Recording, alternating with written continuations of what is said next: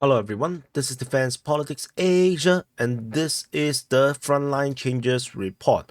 And we have a few frontline changes and some of them are pretty significant and they're all red, unfortunately. And for those pro-Ukrainian guys, before you run away because you don't want to see the pro-Russian reality, I have published conclusions. I have seen the feedback on the comments.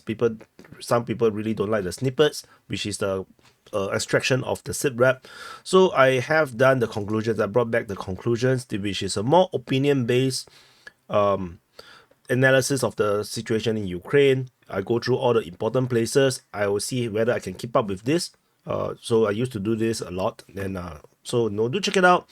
And it's on the main channel, this channel. So frontline changes. There's frontline changes over at Druzhba, over in the New York front, at Halytsynivka, in the Prohres front, or rather northern part of Donetsk front, and Vodyane and Prohres. So just a few frontline changes only.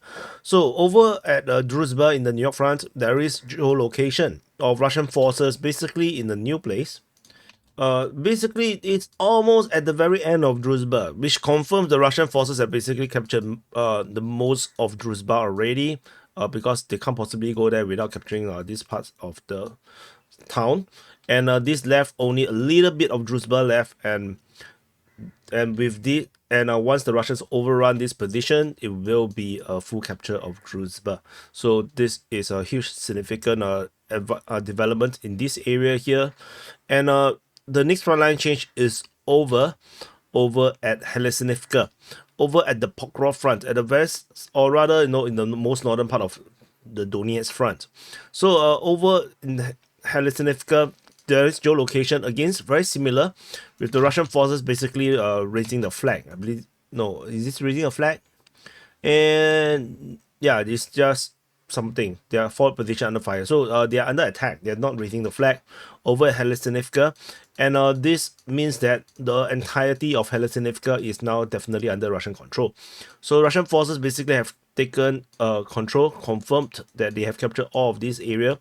Previously, the Russian mapping have claimed quite a bit, totally not acknowledged by the Ukrainian side. Ukrainians still say that the southern part of the Vodyane River is under the Ukrainian forces. So, but with this geolocation, there's no doubt the Russians have taken Halytsynivka. So, DPA has given the capture to the Russian side.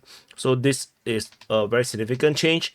And without Halytsynivka, the Ukrainian region over here in the Nevelsky region is going to be a bit more and more, getting more and more difficult. Rumors is already out that Nevelsky might be captured by the Russian forces, but this is just a rumor, no confirmation yet.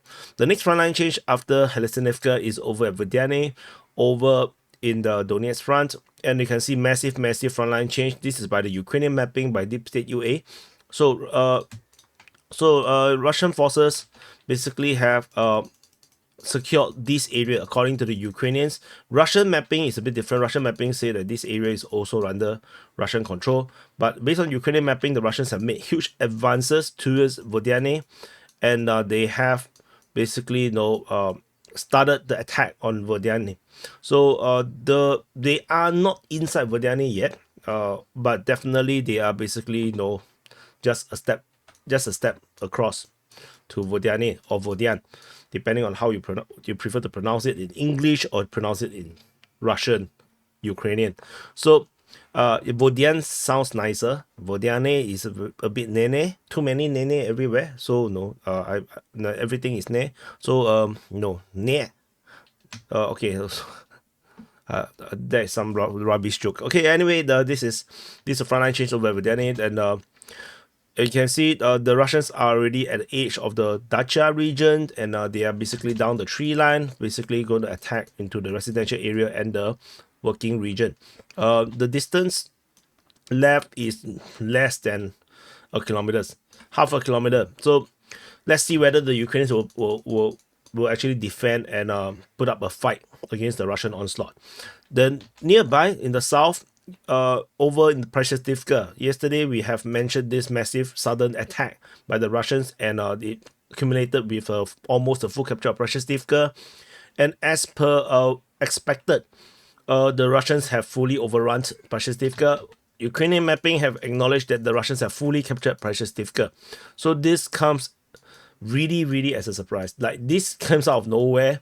Totally nobody would have expected this to happen at all, and this just suddenly happened. Like, the attack on Prashestivka and the full capture just suddenly happened. Like, within 2 days. In fact, I would say the first day they have already fully captured Prashestivka, and this is ridiculous. Like, how can things happen this fast? In Ukraine war, where it's a major warfare, like, how can the second best army in Ukraine do this to the best army in Ukraine? So anyway, so emotional damage time for the Ukrainians, and I'm not sure if the Ukrainian YouTubers will even talk about it at all. So anyway, this allows the Russians to have a strong point, and what they can do with this region, I mentioned in the conclusions. So do check out the conclusions. So do press the like button, subscribe. These are all the frontline changes over the past 24 hours, and I'll see you guys in the next update.